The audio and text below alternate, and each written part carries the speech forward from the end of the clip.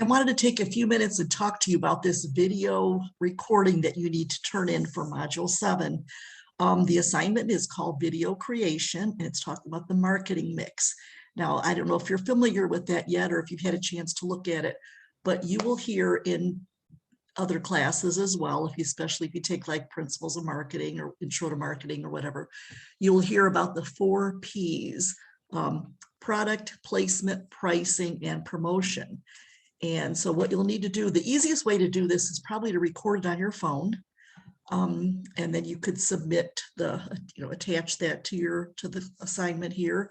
If you have a YouTube channel, you could upload it to YouTube. If you are familiar with Zoom and want to record it there, that would be fine. That's how I'm doing this recording right now.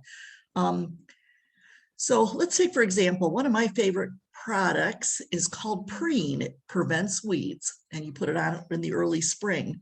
So that is the product, and you'll be using the full official name of the product and talking about who it's made by. And I didn't look that up because I'm not doing the assignment, but it's called Preen. And so there's your product, and we might talk a little bit about what it's for. It prevents seeds from germinating, and so that's why you use it early in the spring, because it won't kill anything. It won't kill dandelions that are there from the year before. It just prevents. So talk about the product.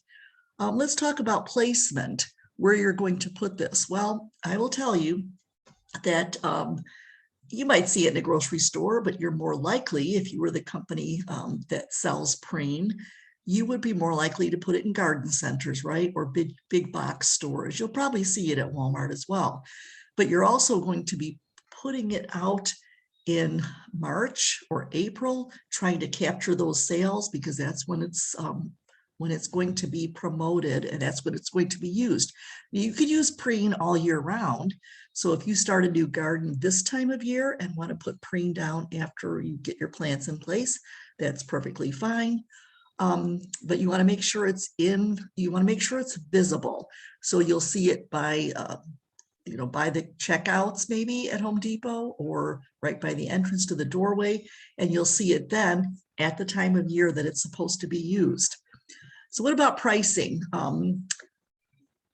You need to think about what costs are involved to create your product, and obviously, and then what you think others will spend on it, or what it will be, what price you could charge and still be competitive.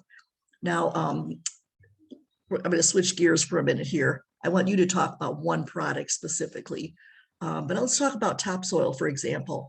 The price of topsoil has really, really gone up because of COVID and logistics, transportation issues, and other things related to COVID. But a cheap bag, generic, we'll call it generic, it's actually considered a commodity. So it's just plain old topsoil. Last year, I think was $1.47 a bag, maybe at Home Depot. This year, I think it's $2.27. So it's really gone up. You might want to talk about the pricing and whether COVID has affected the price of that product, or whether you think it has and why. But there's also a premium brand of topsoil made by Scott's, and that's actually 40 cents more. So the Home Depot it's not really a Home Depot brand, it's just generic, but all that goes into the consideration. Home Depot owns the Vigoro brand, not Viagra, just in case you're wondering. It's called Vigoro, and I get that a lot. But the Vigoro brand is a Home Depot product, and so the pricing is always a little cheaper because to encourage people to buy it. And you'll see that with generic brands of canned goods or whatever. So there's pricing, promotion. How is something being promoted? Is it being promoted on Facebook, social media of some kind, or is it being sold just at grocery stores or just at hardware stores or whatever? So you are going to be talking about those 4 things. It says other factors. You might notice other things that you could include. So it's going to be short. I would say no more than maybe 4 or 5 minutes, maybe 3 minutes even, as long as you cover those 4 items thoroughly. Always look at the assignment, always.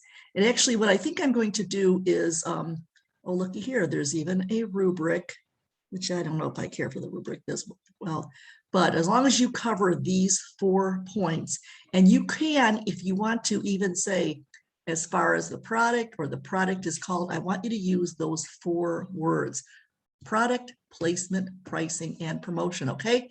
And let's see what else. What else? Yes, just look at the look at the assignment all the time.